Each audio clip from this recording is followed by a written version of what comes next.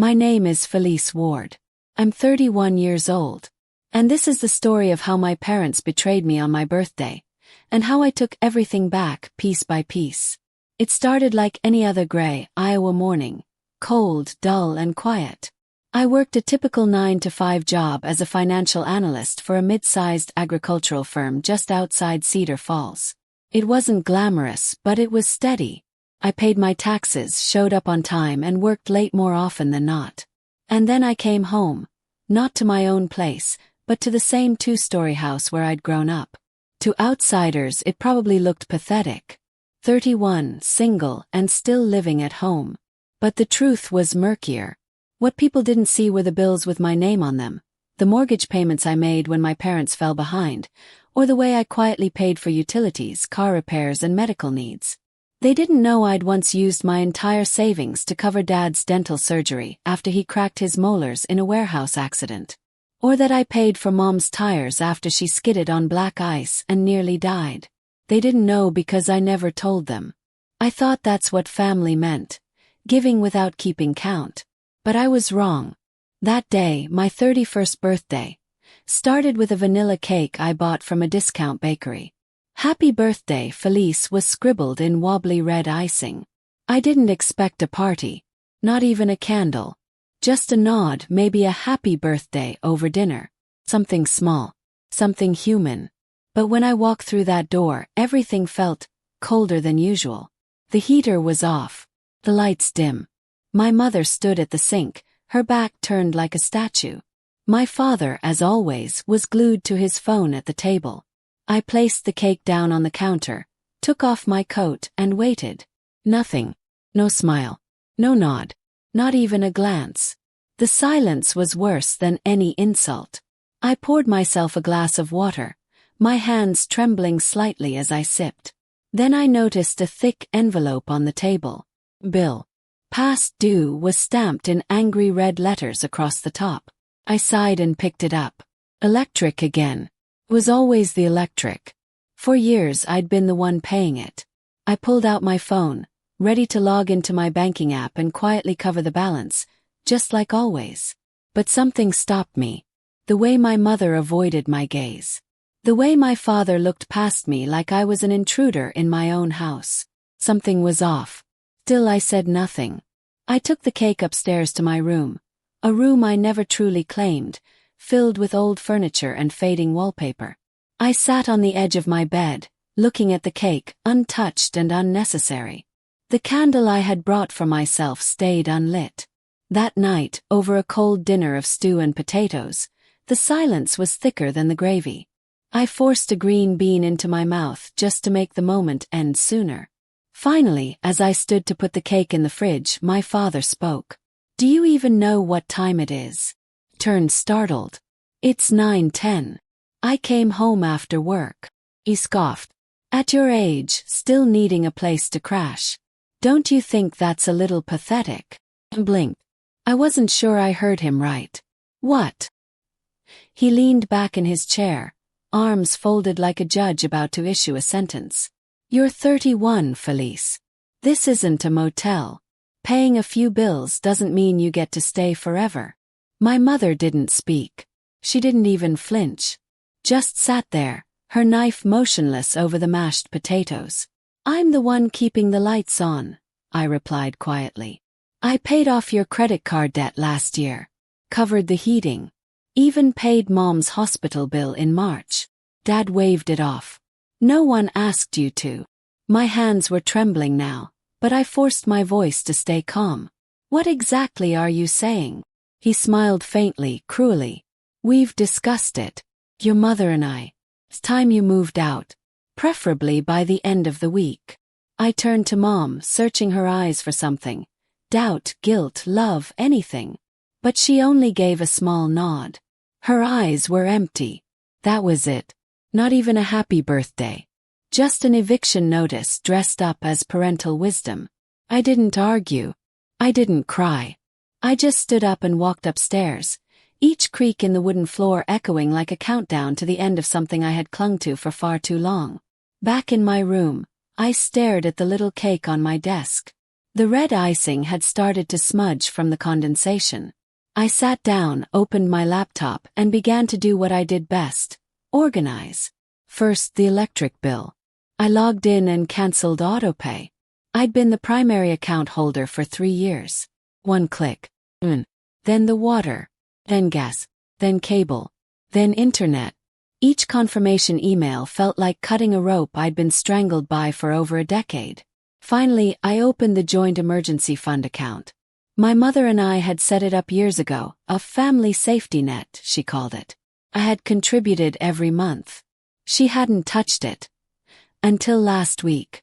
I checked the balance. $3,200. I transferred the full amount into my personal account and froze the joint one. Then I went to sleep. Not peacefully, but with the kind of stillness that comes when you stop hoping. The next morning my phone buzzed. Text from Mom. "Sweetie, I can't access the bank. Did something happen?" Then Dad. "Wi-Fi is down. Call the provider." Then again. "Felice, what did you do?" I didn't respond. Instead, I made a cup of cinnamon coffee. Just for me. Sat by my window and listened to the silence they'd once used to control me. Now it was mine. By noon, the text messages had turned into a barrage. My mother again. "Felice, honey, I need access to the account. Your father's medication. He can't go without it." My father followed up with a tone I knew all too well. "Enough with the drama. Be an adult. Turn it back on." I sipped my coffee and looked around the room. It was quiet, but for once that quiet didn't ache. It didn't hum with expectations or judgment. It was just mine.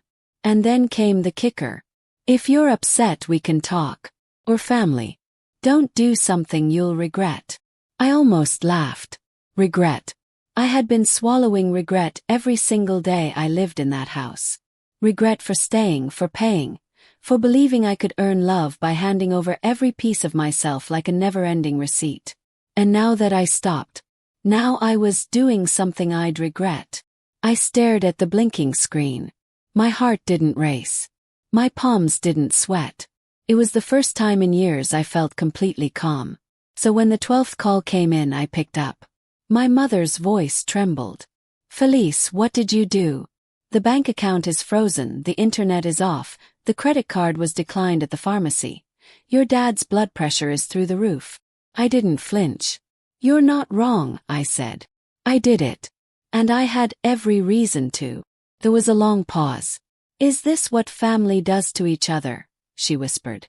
I closed my eyes for a second and inhaled deeply before replying. "No. Family doesn't throw their daughter out on her birthday." Silence again. A vacuum so loud I could hear her blinking on the other end. Finally her voice returned, but it was different. No longer confused. It was laced with venom. "Did you forget who raised you? Everything we did was for your own good." I smiled softly to myself, not because it was funny, but because the line had been so rehearsed, so worn out, that it no longer held power over me. "If throwing me out was for my good," I said slowly, "then maybe cutting you off is for yours. Maybe now, you'll learn how to take care of yourselves." Blick. I ended the call. Not in anger. In peace. They had always mistaken my silence for submission. My generosity for naivety. But what they failed to realize was that I had been keeping score in the only way that mattered. With receipts.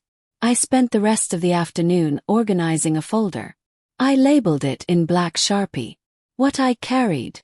Inside it, I printed every single bill I had paid in the past 3 years. Water.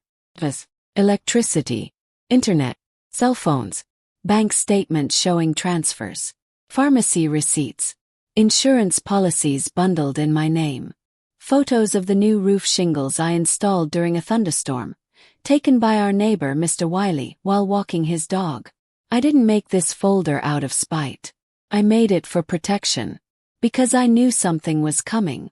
That night, I got 3 missed calls and 1 final text. "Don't do this.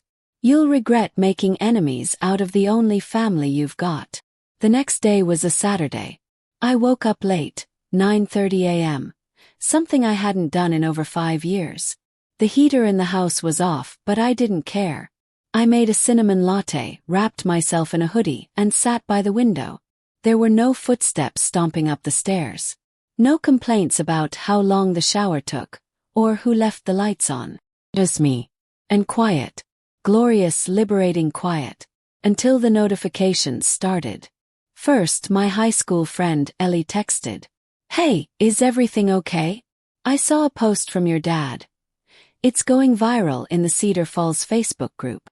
Then my former coworker Ron. "Felice, I know this isn't my business, but the post about you is spreading. I thought you should know." With dread in my chest, I opened Facebook. There it was. Top of the group. Cedar Falls Community. Big and Small Matters. Posted by Felice Ward. When your child betrays you. The post was long, unpunctuated, and pure emotional blackmail. A photo of my mother, sitting under a blanket in a dark room, was attached. Head bowed. Face hidden in shame. He wrote, "We gave her everything. Now in our old age we have no heat, no water, no internet, no access to funds. She punished us just for asking her to grow up and take responsibility. We didn't deserve this. We raised her with love. She left us in the cold." And below that, dozens of comments. "Monsters walk among us, and they're our own children. She should be arrested. Ungrateful generation." I didn't cry. I didn't scream. I didn't reply. Instead I sat there still. Not numb. Not broken. Still like someone getting ready to aim. My best friend and roommate Nora walked in, holding 2 cups of tea. "You okay?" I turned the screen toward her. She read. She winced. "Wow. They really want the sympathy card."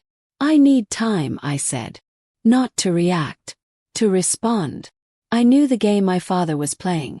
Weaponizing shame, public pressure, emotional guilt. But he forgot one thing. I was the daughter who'd kept everything. Data. The bills. The proof. He had a sob story. I had a spreadsheet. For 3 days I said nothing.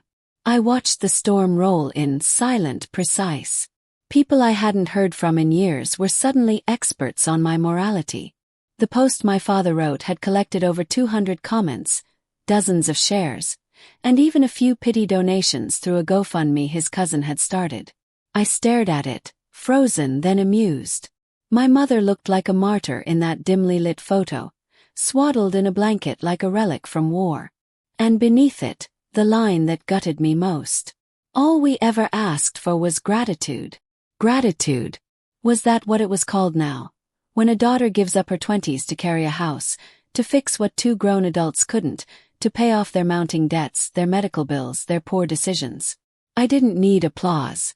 I never had. But to be crucified for walking away. Well, not this time. I waited until 4 a.m. on the 4th morning, when the town was still asleep and the comment section had slowed. Then I wrote. It wasn't emotional. It wasn't poetic. It was a ledger. I am not the ungrateful daughter they claim I am. February 2022.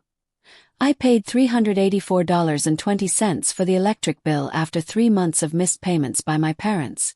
July 2021. $679 for new tires when my mother was stranded on the freeway. December 2020.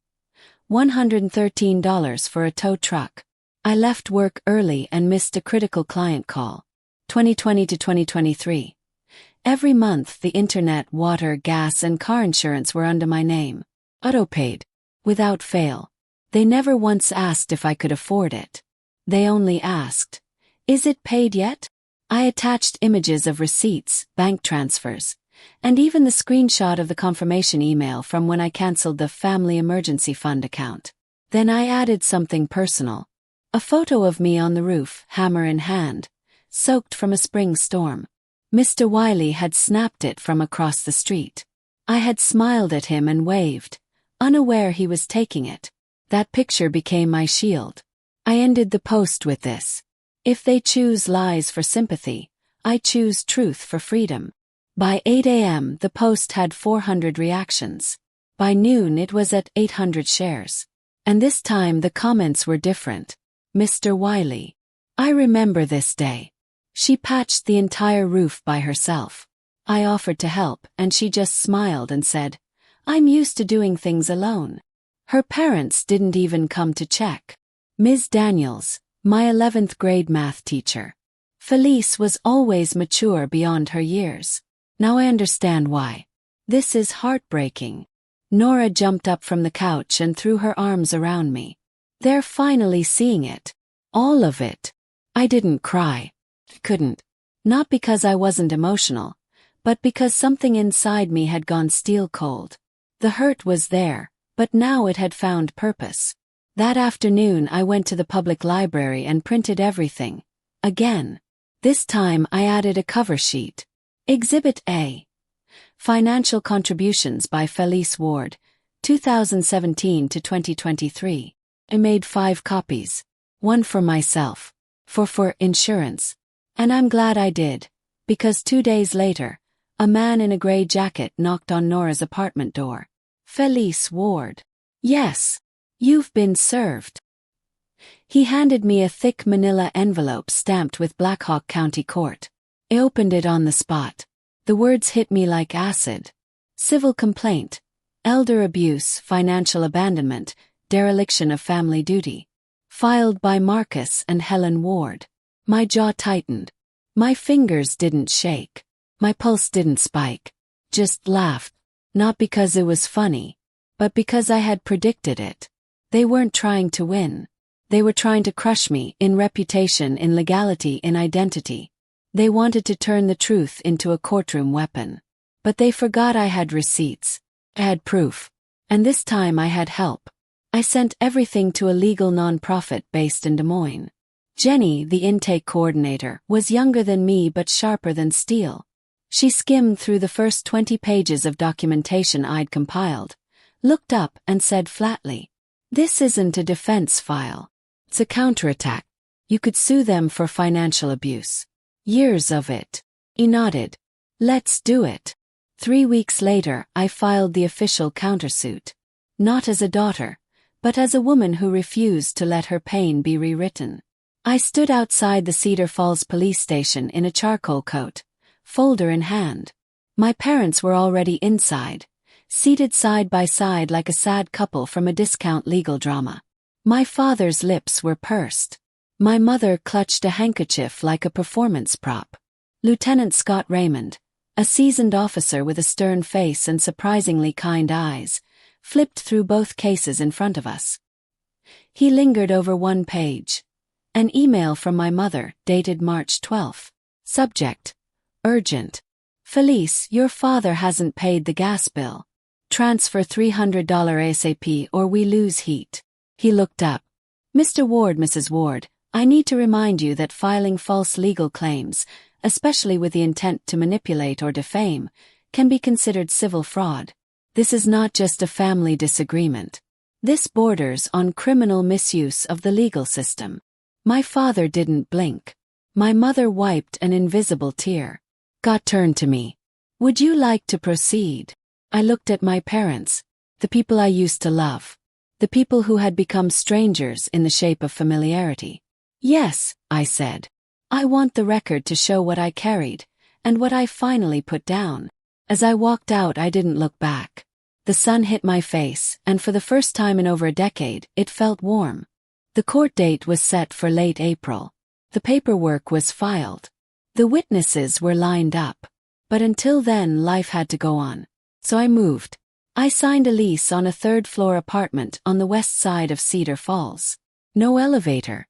No dishwasher. The place smelled faintly of paint and dust, and the windows overlooked a parking lot with potholes. But it was mine. Not my room in my parents' house. Not the guest room. Not the attic that doubled as storage. This was mine. Every creaky floorboard, every chip in the wall, every rust-stained sink. On move-in day, all I had were 2 duffel bags, my laptop, and a second-hand lamp shaped like a heron I picked up from Goodwill. Nora helped me carry everything up the stairs. She brought a thermos of hot cinnamon coffee and a keychain shaped like a maple leaf. "Here," she said. "A fresh start deserves something small and beautiful." Smiled. Not a shaky smile, not a forced one. A real smile, the kind I hadn't worn in years. For the first time, I wasn't just escaping something. I was choosing something. That first week was quiet, and I needed it to be. I worked part-time at a local coffee shop while applying for jobs in nonprofits and budgeting firms.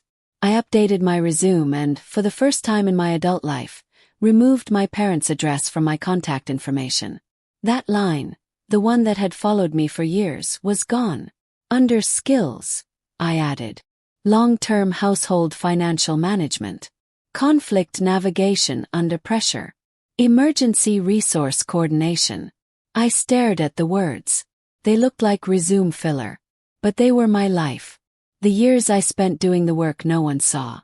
The invisible labor of holding up a crumbling structure while being told I was the burden.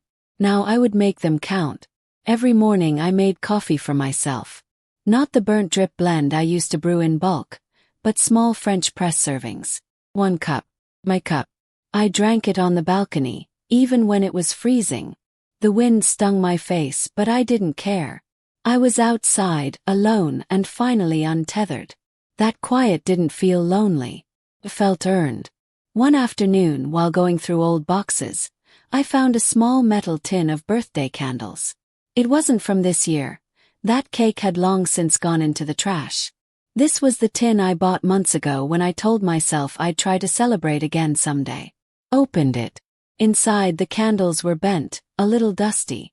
I picked one out and stuck it into a leftover muffin Nora had brought me the night before. I lit it. Not to make a wish, but to say, I'm still here. I made it. And I meant it. A few days later, I was at the laundromat folding towels when my phone buzzed. A text from Aunt Marion, my mom's estranged sister in Minnesota. Felice, I just heard what happened. Your parents are telling everyone you've abandoned them. I didn't believe it, but you need to know. They're spinning it fast. I replied, thanks. I already responded. With proof. She didn't text back, but that night she shared my post on Facebook with a comment. Always two sides. I choose the one with receipts. By the next morning, the narrative had shifted. The comment section on my father's original post was flooded. Not with sympathy, but with questions. Why is there no record of your contributions? If your daughter paid for all this, why didn't you mention it? Why didn't you show the full story? Even people who'd once offered to pray for them were now saying things like, I don't know what's true anymore. But it looks like she's been carrying you both for a long time. 3 days later, his post vanished. Just gone. No explanation. No apology. And still I said nothing. I didn't gloat. I didn't reshare my story. I didn't rub it in.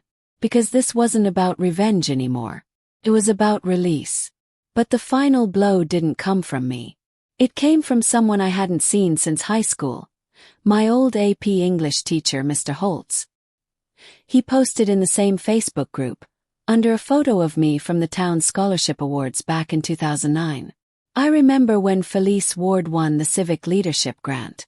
She gave up a full ride to stay close to home when her mother got sick. Not many teenagers would do that. She was the kind of student who stayed after class to help others. If she walked away from something, maybe it's because she was the only one holding it up.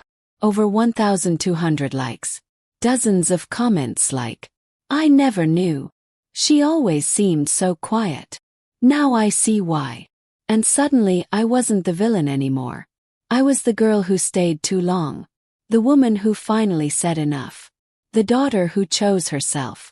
I sat on my apartment floor that night, curled up in a blanket, watching the soft blue paint on the walls dry under the glow of my thrift store lamp.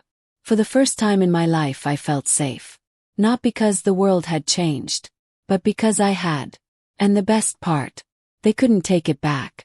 The weeks after the Facebook fallout were quiet, not just online but in my soul. For the first time in years, there were no surprise texts asking for money, no utility emergencies dumped on my shoulders, no guilt-laced voicemails about how I was all they had. It was like stepping out of a hailstorm into stillness. But I knew better than to mistake silence for surrender. My parents were not the kind to accept public accountability quietly. And they weren't done. So when I got the call from Jenny, the legal coordinator in Des Moines, I wasn't surprised. They've amended their lawsuit, she said. Now they're accusing you of emotionally manipulating them into dependence and claiming you damaged their credit. Blink. They're the ones who made me co-sign their car refinance. I had to take out a second credit card just to cover Dad's missed payments. Jenny sighed. I know. But they're trying to flip the narrative. Their new lawyer seems to think if they stack on enough emotional pressure, you'll cave and settle. I looked out the window of my apartment. Snow had started to fall. Tiny flakes, light and steady. I'm not settling, I said calmly. Let them bury themselves in lies. I've got enough truth to suffocate every one of them. That night I printed my full credit report, highlighted the car loan that was originally in my name, the missed payments that came from their end, and the penalties that affected my score. I attached screenshots of text messages from Dad asking me to just make the payment this month, with promises he never kept. I titled the folder, Dependence by Design, because that's what it was. They weren't helpless. They were comfortable. Court was now 5 weeks away. Nora, ever the protective shield in my life, brought over home-cooked dinners, slipped notes into my mailbox like, "You're doing the hard thing. I see you," and dragged me to thrift shops when the tension got too thick. One day, she knocked on my door with a large envelope in hand. "You got a letter. No return address." I opened it slowly. Inside was a card handmade. Blue paper. Clean handwriting. "You were never the problem. Some people are just afraid of what they can't control." No signature. No clues. But I stared at that card for 10 minutes, clutching it like proof that somewhere out there, someone saw me. Not as a daughter, not as a villain, not as a source of utility, but as a person. Full breathing person. I pinned it above my desk, right next to a photo of me and Nora from our college dorm days. We were laughing, carefree, covered in glitter from some ridiculous themed party. I had forgotten that girl existed. Now I was rebuilding her. Then, one afternoon it happened. I was sitting on my couch, sipping tea when my phone buzzed. Block number. Answered. Felice. My mother's voice. Brittle. Like tissue paper trying not to tear. She began. "Your father is, he's very stressed. He can't eat.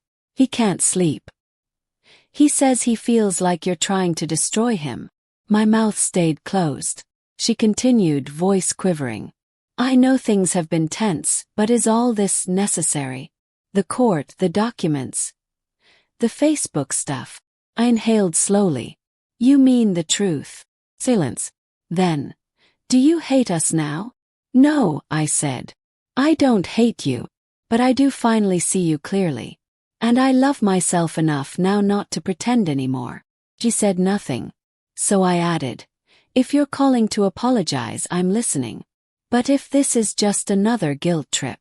"No," she said quickly. "No guilt.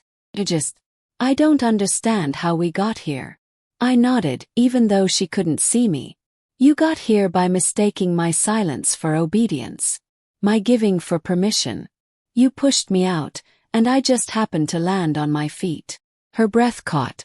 I didn't wait for more. "I hope you both find peace," I said gently. "But it won't come from dragging me back into that house or into that web." Then I ended the call. I stood still for a long time. Not because I was shaken, but because the conversation hadn't wrecked me. It hadn't undone me. It had validated me.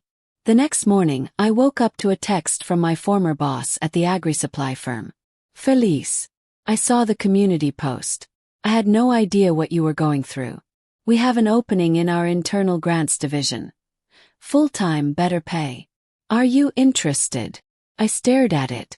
4 years I'd been invisible at that job. The quiet girl who worked late and never asked for anything. Now, they were reaching out. I replied yes. And that same week I got the job. Better title. More pay. Remote flexibility. Full autonomy. I didn't have to climb a roof or fix a water heater to prove my value. Just be me. Just show up. The trial was still coming. But now I had a lawyer. Stable job. Support system. Home. And most of all, the strength of someone who had nothing left to lose and everything to reclaim. I wasn't waiting for a reckoning. I was walking toward it. The morning of the hearing arrived with skies the color of cold ash. I wore the same charcoal gray sweater I had on the night my parents kicked me out. Not because it was all I had, but because I wanted to remember. I wanted to feel the full circle from the night I was pushed out to the morning I walked into court with my head high. Jenny met me outside the Black Hawk County Courthouse. She handed me a slim black folder. "All of it's in here," she said. "Chronological. Ironclad. Just like you built it." I nodded, gripping it tightly like a shield. Inside the courtroom, my parents were already seated. My mother looked smaller than usual, her cardigan wrapped tight around her. My father sat stone-faced, staring straight ahead like this was just another business meeting he intended to win through stubbornness alone. He didn't look at me. But he didn't have to. I could feel it, that same seething entitlement, the one that always read, "How dare you defy us?" The judge entered. Court was called to order. Their lawyer, a man named Rothwell who looked like he charged by the comma, began his opening argument, painting a picture so warped, it was almost laughable.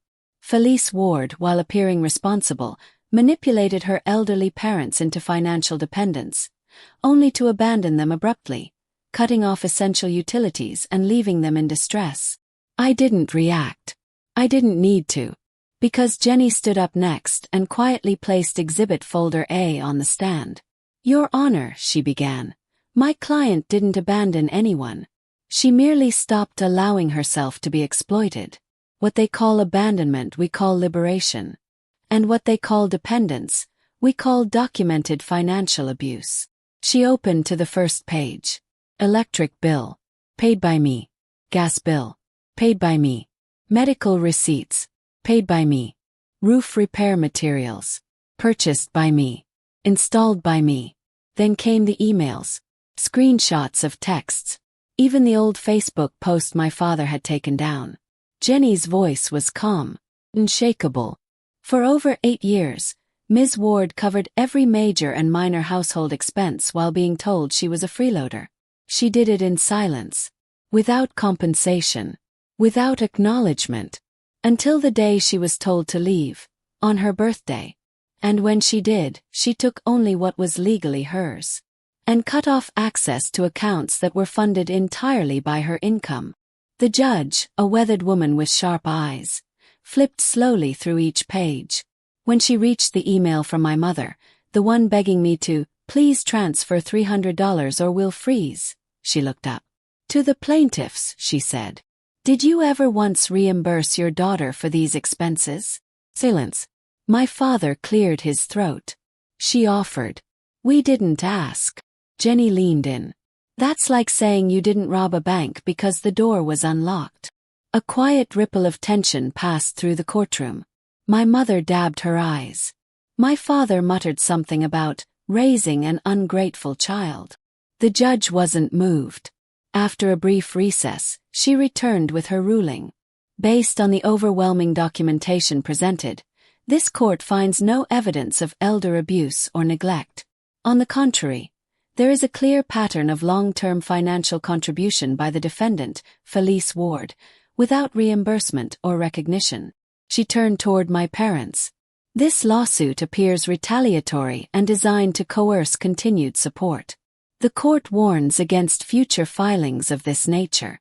Furthermore, the countersuit for defamation and psychological coercion will move forward to mediation." Then she turned to me. "Ms. Ward, you are under no further obligation to your parents, legal, financial, or moral. You are free." Those words, they hit like a lightning bolt, not just in the air, in my chest, in my bones. You are free. Outside the courthouse, Nora was waiting, arms wide, her face bright despite the cold. "You did it," she whispered, wrapping me in the warmest hug I'd had in years. "No," I replied. "I survived. Now I get to live."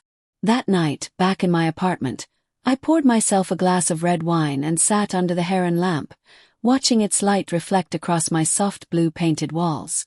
On the table beside me lay a single candle, the one I had lit weeks earlier in a muffin. I struck a match and lit it again. But this time I made a promise. Not a wish. Wow.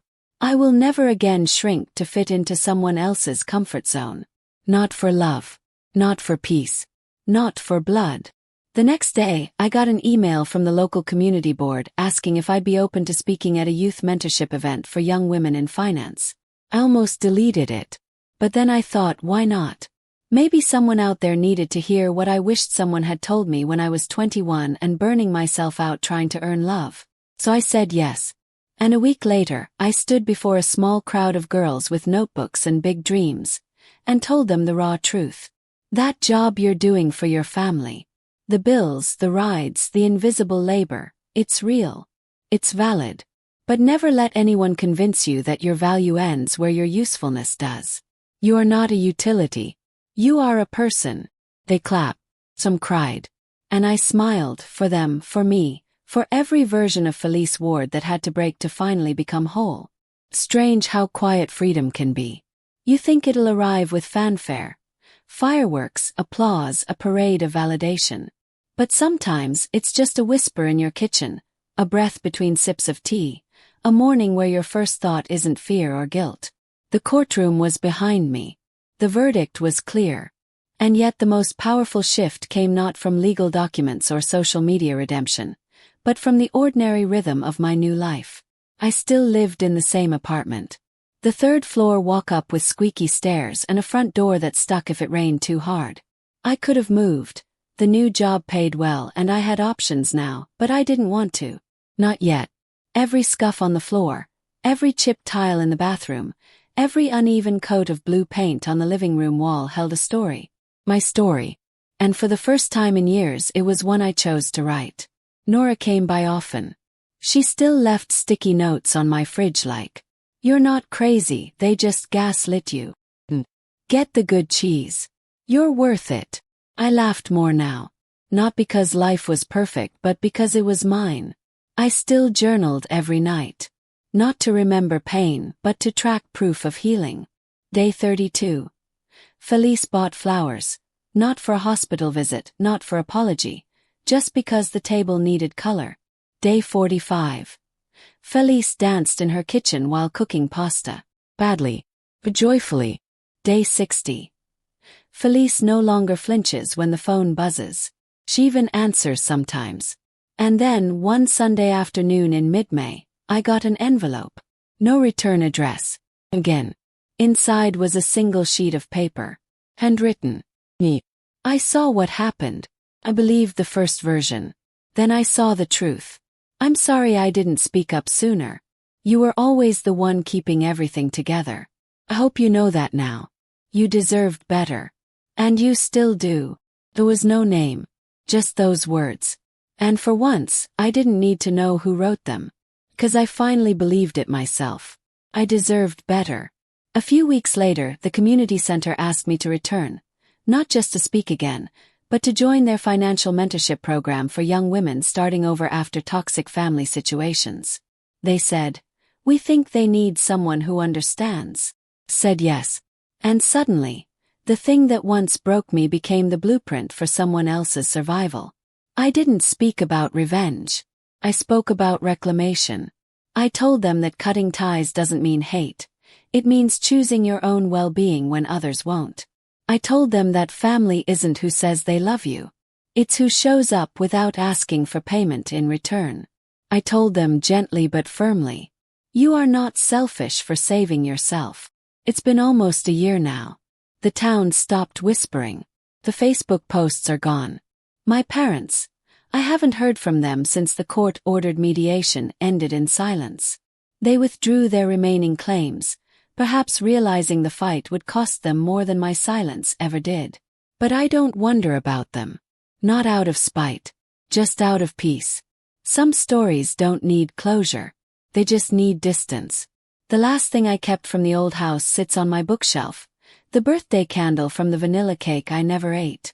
I kept it, not as a reminder of betrayal, but as a symbol. Of the moment I stopped waiting. Of the night I realized I didn't need a celebration. I needed self-respect. It rests beside a small, hand-painted sign Nora gave me on the day I signed my lease. You didn't leave the nest. You built a better one. I don't know where my parents are now. I don't know if they still tell people I abandoned them. Don't check. 'Cause I'm too busy building. Working with young women. Paying off the last of my debt. Drinking coffee exactly how I like it. Dancing when no one's watching. Answering the phone without fear. Living without explanation. Not to prove them wrong, but to prove myself right. I was never the problem. I was just the scapegoat who stopped staying silent.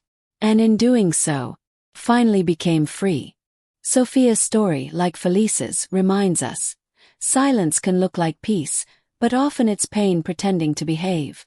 Sometimes the bravest thing you can do is walk away, even when it costs everything, because what you rebuild afterward might just be stronger, truer, and more yours than anything you left behind. If this story moved you, or if you've ever had to choose yourself in the face of betrayal, leave a comment, share your experience, and don't forget to subscribe for more powerful true stories here on Revenge Echoes. Because sometimes the truth you carry is louder than the lies they told.